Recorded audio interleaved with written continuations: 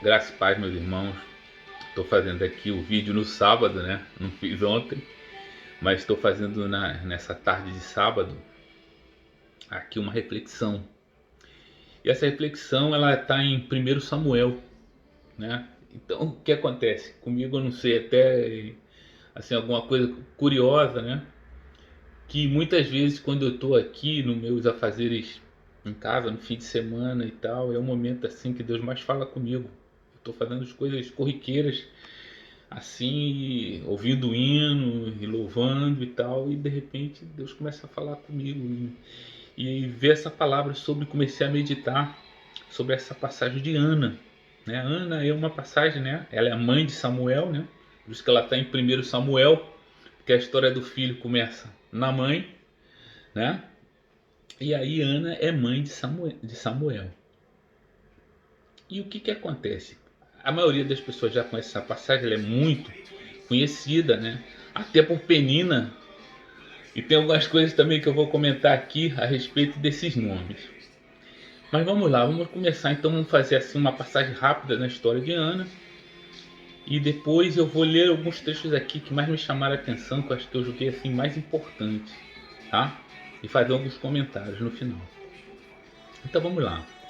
A primeira coisa é que Ana e Penina eram esposas de Eucana, né? Então muitas vezes hoje eu vejo assim alguns pregadores e tal falando, não estou fazendo uma crítica, né? Mas pode dar uma ideia equivocada. Então tanto Ana como Penina eram esposas de Eucana. Ocorre que Ana era estéril, né, como a história diz, e Penina dava filhos ao seu marido. Então o que que acontece? Até aí nada. Ocorre que Penina começou a se envaidecer, porque ela dava filhos ao seu marido e Ana não conseguia porque era estéril. Então diz a passagem que Ana sempre, né, sempre pedindo, sempre, né, fazendo voto a Deus, e ela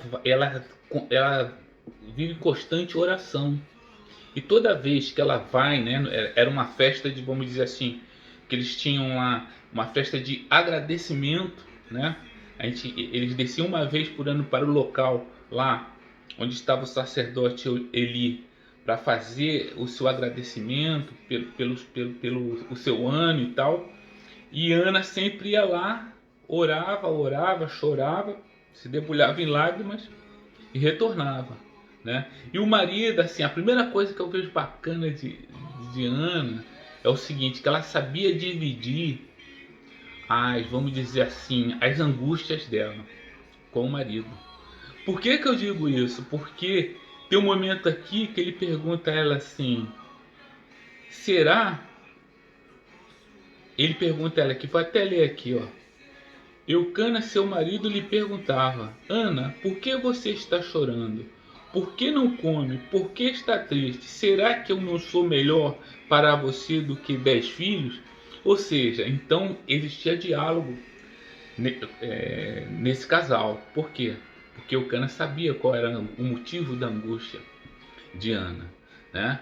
Ele a tratava muito bem. Na verdade, ela era mais amada que Penina, né? Pelo que está escrito aqui, ela era até mais amada. Ocorre que ela era estéril. Então, a vaidade tomou conta de Penina, né? E isso que é o importante. Isso é que é o foco, porque muitas vezes a gente fica assim, mas o detalhe importante é esse. A vaidade tomou conta de Penina. E aí ela começou a se prevalecer, né, sobre Ana nesse relacionamento. E esse é o ponto importante. E ocorre que Ana continuou sendo fiel, né, buscando a Deus, pedindo a Deus por vários anos. Pela leitura aqui eu entendi que ela, por vários anos consecutivos, ela desceu, foi, orou, chorou e voltou. Então ela faz isso até que ela é abençoada. E quando ela é abençoada, ela leva Samuel para ser sacerdote, né? Ela faz um coisa. Então agora vamos dizer assim, essa breve história que eu contei aqui. Agora eu vou pegar os pontos que eu achei bacana da personalidade de Ana. Como eu já falei, ela conseguia se expressar, ela conseguia levar para o seu marido os seus problemas. E isso é uma coisa muito importante, porque às vezes, tantas vezes a esposa como o marido tem um problema e segura e fica naquela coisa ali, tentando resolver sozinho, sofrendo sozinho, e a outra pessoa que está ao teu lado começa a tentar entender, ou então até imaginar que o problema está nele, quando não é verdade. Elcana era bom marido, a amava, tudo direitinho. Ou seja, se ele não soubesse especificamente qual era o problema de Ana, ele poderia começar a pensar, poxa, será que ela não está feliz comigo? Será que eu não sou? Como ele chegou até a perguntar, mas ele já sabia do seu problema. Então é importante a gente verbalizar, principalmente entre o casal, haver esse diálogo. Olha, eu estou triste hoje eu estou triste por isso, por isso, por isso. Isso é maravilhoso, eu te amo, continuo te amando do mesmo jeito. Porque senão a outra pessoa que de repente fez um plano de te levar para jantar e alguma coisa, e poxa, ela nem me deu atenção, nem deixou eu, nem me deu a oportunidade de convidar, né? E a gente deixa uma pessoa triste também, por uma coisa que poderia ser solucionada com um pouco de diálogo, com um pouco de conversa. Então a primeira coisa que eu achei importante nesse casal aqui, entre Elcana e Ana. Mas vamos seguir, agora eu vou começar a destacar algumas coisas que ela fala aqui. Primeiro, olha só que bacana. O Senhor dos Exércitos, ela falando, orando a Deus. Se tu deres atenção à humilhação de tua serva, te lembrares de mim e não te esqueceres de tua serva, mas lhe deres um filho, então eu o dedicarei ao Senhor por todos os dias de sua vida, e o seu cabelo e a sua barba nunca serão cortados. Olha só que bacana aqui que eu vejo também. Primeiro, ela é mulher de fé. Ela é a mulher que tem um relacionamento sólido com Deus, né? E aí eu vou logo fazendo um comentário. Eu já ouvi dizer assim, que a Bíblia ela discrimina a mulher, alguma coisa desse tipo, alguns comentários nessa direção, né? Desvaloriza a mulher. E na verdade não. A Bíblia é um livro também que relata, né, um processo histórico das sociedades. E nesse momento aqui que a Bíblia foi escrita, a mulher não era valorizada naquela sociedade. Mas a relação espiritual dela com Deus, no campo espiritual, é idêntica ao homem. Não há diferença nenhuma. Então isso é um ponto assim muito importante também que eu julgo ressaltar. Tá? Eu acho que é importante dizer isso. Não existe discriminação na Bíblia com relação a mulher e homem. A relação é que está aqui, ó. Ana orando livremente, fazendo aliança com Deus, fazendo promessa a Deus. Está aqui, né? Então o que acontece? Ela diz aqui: se o Senhor dos Exércitos, se tu deres atenção à humilhação de tua serva e te lembrares de mim e não te esqueceres de tua serva, aí eu quero colocar outra coisa para vocês. Lembra, vê como Ana na oração dela falou, ela se chamou de serva 2 vezes falando com o Senhor. Pois é, então eu quero fazer um parênteses aqui. Eu assisto também, né? Quem me conhece sabe que a minha conversão veio de forma online, né? Com algumas pessoas sim, com alguns parentes orando por mim e me orientando, conversando comigo, me mandando mensagem e tal, mas foi muito forte essa parte online de YouTube, de Instagram, de mídias sociais. E minha conversão veio dessa forma também, né? E eu acompanhando outros pastores, outras pessoas, eu vejo que hoje em dia, em função vamos dizer assim, da realidade que nós estamos passando, as pessoas, os crentes, eles estão questionando muito, perguntando muito, cobrando muito, até as lideranças. Eu vejo muita cobrança até nas lideranças, como quem diz, poxa, eu sou crente, minha vida não está sendo abençoada, e o que está acontecendo? E aí começa a questionar a situação. Então aqui a mensagem de Ana é o seguinte, ela faz o pedido, como diz aqui, ela está há vários anos buscando, certo? Mas ela diz que ela é serva 2 vezes. Ela não tá, ela nem questiona, nem passa pela cabeça dela a situação de deixar de ser serva, de se afastar de Deus. Ela não faz isso, tá certo? Então, o convertido, aquele que é convertido, não é o convencido não, porque às vezes a palavra, né, o cara se convenceu, não, realmente Deus está aqui e tal, mas ele tem que converter, ele tem que se entregar. Então, quando ele se entrega, meu amigo, ele não tem volta. Ele não pensa, vou sair, vou abandonar porque não tá bom aqui. Se você aceitou Jesus como teu Salvador, né, se você realmente assumiu esse compromisso, não é a tua vida terrena que vai determinar a tua relação com Deus, tá? Ana é um exemplo disso aqui, tá? Então, eu queria dizer isso. Ela ora duas vezes, tua serva, eu sou tua serva.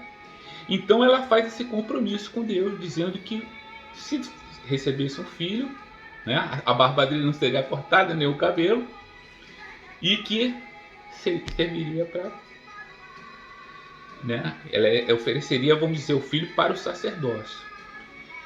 Esse ponto aqui eu achei muito importante. Quando ela recebe a bênção, aí vem outro ponto bacana que eu botei aqui. Ela lembra: eu pedi ao Senhor. Então é outro ensinamento maravilhoso. Porque muitas vezes a gente ora, passa 1 ano, 2 anos, e quando a gente recebe, a gente não lembra de agradecer a Deus, né? De dizer, não, eu pedi, Deus fez hoje, olha só, aconteceu, ele se cumpriu. E a gente agradecer, e a gente exaltar o nome dele, e a gente honrar o nome dele, certo? Porque quem honra o nome dele, quem dá testemunho, Deus vai abençoar mais e mais, mais e mais.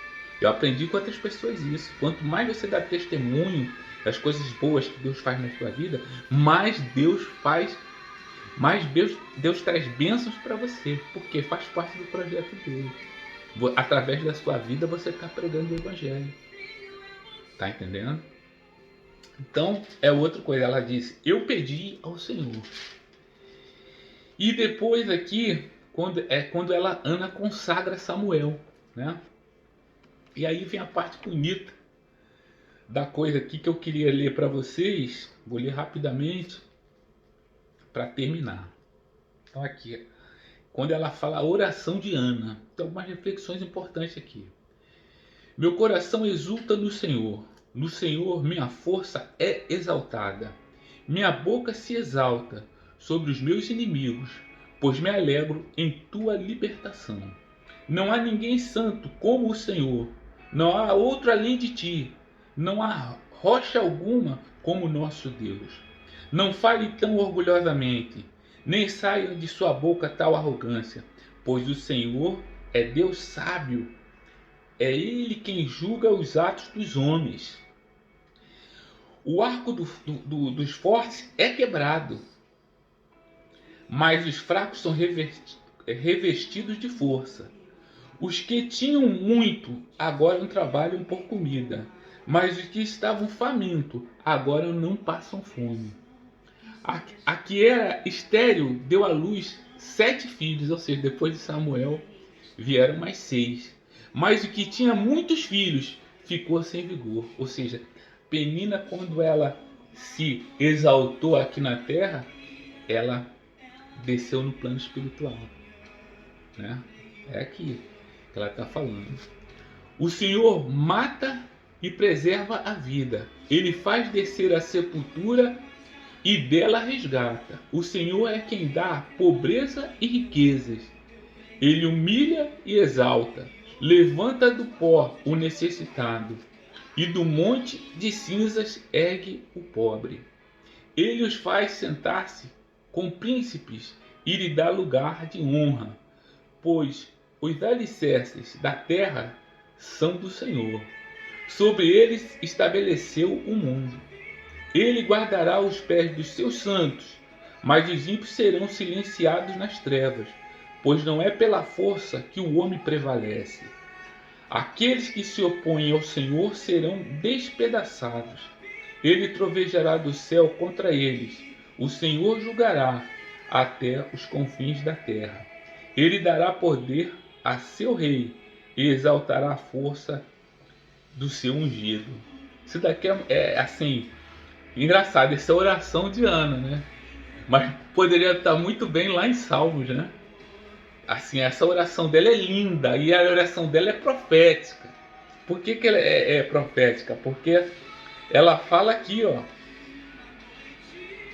Samuel, né? Ele é o último juiz. E depois de Samuel vem o quê? O primeiro rei. E quem ungiu o primeiro rei? Foi Samuel, né? Ungiu Saul e depois ungiu Davi. Então, o que acontece? O que eu vejo aqui nessa história toda de Ana? Primeiro, a fé, a perseverança, resiliência. Ela não perdeu, ela continuou, ela permaneceu. Ela não questionou Deus. Ela não questionou se não, eu vou continuar servindo porque a minha situação está ruim. Não, ela continuou, mesmo naquela situação de humilhação, ela continuou, ela perseverou, né? Ela fez de forma perfeita, né? Ela concluiu. Então o que acontece? O que eu vejo aqui, tem muita coisa linda aqui para a gente mergulhar, né? Mas o que eu vejo aqui trazendo para as nossas vidas, primeiro, nós somos servos de Deus e não há outra opção. Ele fazendo nas nossas vidas terrenas, glória a Deus, exalte o nome dele. Se ainda não fez, permaneça firme, permaneça firme. Você não sabe quem é o Samuel que está sendo gerado no plano espiritual para a tua vida. Então entenda isso. Aprenda também a colocar para Deus. Ana fez um propósito, né, com Deus. Olha, se o Senhor me der filho, eu vou colocar para o Senhor. Ele será um sacerdote da tua casa, Pai. Né? Então ela perseverou, ela não questionou, certo? Ela esperou muitos anos, né? E aí ela conseguiu. E no final ela coloca aqui, de forma profética já, ó, ele dará, olha o que ela diz aqui falando de Deus, ele dará poder a seu rei, e ele exaltará a força do seu ungido. O filho dela veio para ungir o primeiro e o segundo rei de Israel. Está entendendo quanta honra essa mulher recebeu? Ela foi mãe de um juiz, ela foi mãe do homem que ungiu os dois reis, Saul e Davi. Entende? Então ela teve que passar por um processo. Ela passou por um processo de sofrimento, de humilhação aqui na terra para ela ser exaltada. Então entenda isso. Tenha a visão espiritual do que você está vivendo, do momento. Fala com Deus, Pai, esse Samuel vai ser grande.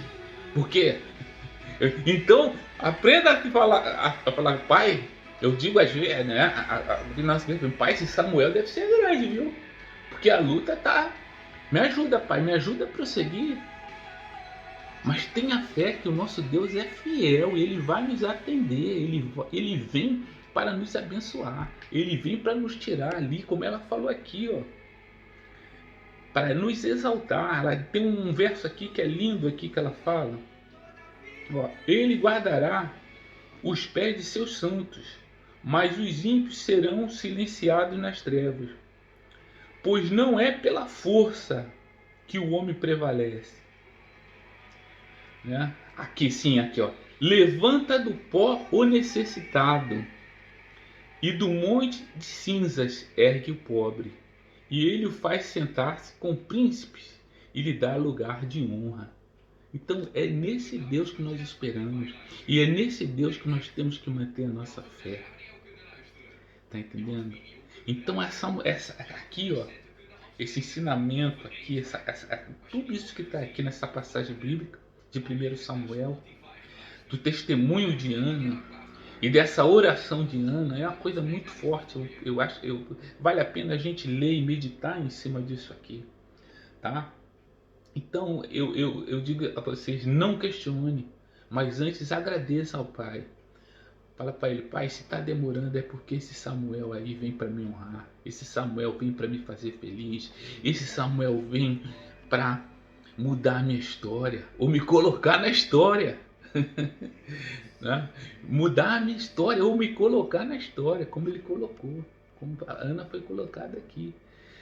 Então, e é o ensinamento de Penina, porque às vezes está tudo bem na sua vida, filho. Então agradece a Deus, reconheça que Deus é na tua vida. Antes que venha um vento para mostrar para você quem é que está no controle da tua vida. Então, não seja como Penina. Envaidecer-se, né? Envaidecer em si mesmo. Mas glorifique o Pai e dê toda a honra e a glória dele, que você vai permanecer prosperando, você vai permanecer avançando. Tá entendendo? Então é uma passagem maravilhosa, uma passagem muito bonita, uma passagem linda, uma coisa assim que foi de improviso, né? Como que eu diz, eu estava com tudo pronto para fazer outra passagem aqui e tal. Mas Deus está no controle de tudo, né? Eu falei, pai, não está fechando, a minha ideia não está fechando. E aí quando eu estava aqui lavando a minha loucinha aqui, e aí Deus me tocou numa canção, e eu falei, rapaz, eu vou falar sobre Ana. Essa história é muito linda, é muito maravilhosa. Então é isso que eu queria dividir com vocês, tá? Tenham fé. Para concluir, eu queria deixar só uma coisinha aqui. Num ponto que eu toquei e quero voltar. Aqui em Mateus 5, 45, ele fala assim: porque ele faz raiar o seu sol sobre os maus e bons, e derrama chuva sobre justos e injustos. Então, Deus, ele não faz, ele não diferencia, tá? Aqui na terra, tá? Vamos dizer assim, todos, eu quero levar vocês à seguinte situação, porque como eu falei aqui de pessoas que estão questionando nesse momento, né, se vale a pena servir, se vale a pena ser cristão ou não, eu quero dizer para vocês aqui, ó, na adversidade, a adversidade vem para o justo e para o injusto. Covid-19 acontece com o justo e injusto, com o crente e o não crente. É isso que eu queria colocar aqui para vocês. Tá certo? Então a gente ora, a gente pede, Deus, olha, unge a minha casa, protege meus filhos, protege meus pais, protege a mim, olha a minha saúde e tal, e tal, e tal. Mas não, por acaso aqui não é que você não vai tem direito de questionar se você vai ser, vamos dizer, vai prosseguir sendo servo ou não. Você é servo, isso é definitivo. Você é um servo de Deus, isso é definitivo. Não questiona isso, tá certo? Porque a palavra que está aqui, ó, Mateus 5,45. Porque ele faz raiar o sol sobre os maus e bons, e derrama a chuva sobre justo e injusto. E nós crentes temos que, acima de tudo, ter o quê? Visão espiritual. Visão espiritual. A minha vida terrena é importante? É importante prosperar? Mas muito mais importante é a minha vida eterna. É aquela para a qual eu tenho aqui tentado semear, eu tenho tentado seguir a palavra, eu tenho tentado me pautar na palavra de Deus, para que eu tenha o que? Salvação. Então muitas vezes a gente perde a visão, vamos dizer assim, a gente perde a visão. Se a nossa vida terrena tem adversidades, mas nós temos a promessa da salvação de uma vida eterna. Então não perca essa visão. Mantenha-se, entendeu? Firme. A adversidade, o filho dele enfrentou. E disse, né? Neste mundo tereis aflições, mas tende bom ânimo. Eu venci o mundo. Então olha para Cristo. No momento difícil, no momento adverso, olha para Cristo. Olha para Ele. Ele é o nosso farol. Vamos continuar caminhando. Vamos continuar louvando. Vamos continuar com uma postura de servo. Isso não está em questão. Tá ok? Então aí um beijo no coração de vocês. Um bom final de semana a todos. Que vocês tenham muita paz, muita tranquilidade, muita saúde, né? Muito amor no relacionamento familiar e no seu trabalho, onde você estiver, que você seja mensageiro de paz, esperança, harmonia. né? Que você seja sempre, que a tua presença seja sempre um diferencial onde você chegar, até que seus pés sejam abençoados. Fiquem com Deus, um beijo no coração.